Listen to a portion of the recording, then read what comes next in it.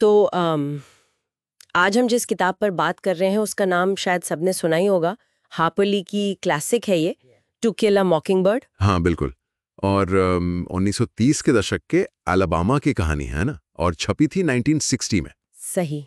और हमारे पास ना इसका एक बहुत अच्छा रिव्यू है, तो सोचा कि आज इसी पर थोड़ी गहराई से बात करते हैं। हाँ अच्छा रहेगा। देखते हैं इसमें क्या क्या निकल कर आता है। कहानी जो है वो एक छोटी बच्ची की नज़रों से बताई गई है, स्काउट फिंच। वो अपने भाई जेम और अपने पिता एटिकस फिंच के साथ रहती है। एटिकस मैकॉम शहर में वकील है। मुझे हमेशा ये बात बहुत दिलचस्प लगती है कि पूरी कहानी एक बच्ची बता रही है। बिल्कुल। और इस रिव्यू में ये बात उठाई भी गई है कि कैसे ली ने बच्चों की वो जो मासूमियत होती है ना, हाँ, उसका इस्तेमाल किया है उस समाज की बड़ी मुश्किल बातों को दिखाने के लिए, जैसे नाइंसाफी है, पाखंड है। वो मासूमियत कहानी को एक अलग ही एक लेयर देती है।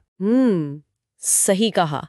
कहानी का जो मेन पॉइंट है वो केस है जो एटिकस लड़ते हैं।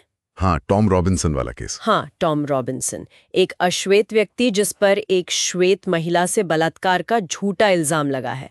यहाँ से चीजें काफी टेंशन वाली हो जाती है ना? हाँ, बहुत ज्यादा। और ये केस सिर्फ कहानी का एक हिस्सा भर नहीं है, वो उस वक्त के समाज का एक तरह से आईना है। अच्छा। रिव्यू इसी बात पर जोर देता है कि ये केस दिखाता है कि नस्ल के आधार पर जो भेदभाव था वो कितना गहरा था, कानूनी सिस्टम तक में। मतलब सबूत होने के बाद भी? हाँ, सबूत साफ थे कि टॉम बेकसूर है, एकदम साफ। फिर भी पूरी की पूरी श्वेत जूरी उसे दोषी मान लेती है। ये उस वक्त की सच्चाई थी। और ये सिर्फ नस्ल तक ही सीमित नहीं था, शायद रिव्यू में कुछ और भी था, क्लास वगैरह। हाँ, सही कहा आपने। रिव्यू ये भी पॉइंट आउट करता है कि कहानी में क्लास यानी सामाजिक वर्ग का जो पूर्वाग्रह है वो भी दिखता है। जैसे वो एविल्स और कनिंगम परिवार है ना, उनके किरदारों के जरिए। तो ये नस्ल और क्लास दोनों मुद्दों को एक साथ उठाती है कहानी। और इस सब गंभीर माहौल के बीच में स्काउट और जेम, वो बच्चे भी तो बड़े हो रहे हैं। हाँ, वो भी चल रहा है साथ साथ। वो दुनिया को समझ रहे हैं, सही गलत क्या है, दूसरों के लिए महसूस करना, सहानुभूति, ये सब सीख रहे हैं। और हाँ, वो रहस्यमयी पड़ोसी बू रैडली। बू रैडली, वो किरदार भी कमाल का है। देखिए, वो दिखाता है कि कैसे समाज ना अक्सर बस बाहरी दिखावे या सुनी सुनाई बातों पर लोगों को गलत समझ लेता है। हाँ बिल्कुल। और ये बात सीधी टॉम रॉबिन्सन के केस से भी जुड़ती है ना?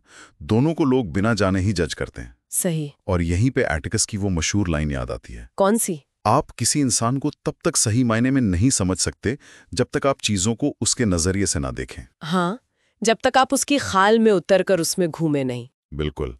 ये सहानुभूति, ये दूसरों को समझने की कोशिश, यही उपन्यास का एक सेंट्रल मैसेज है।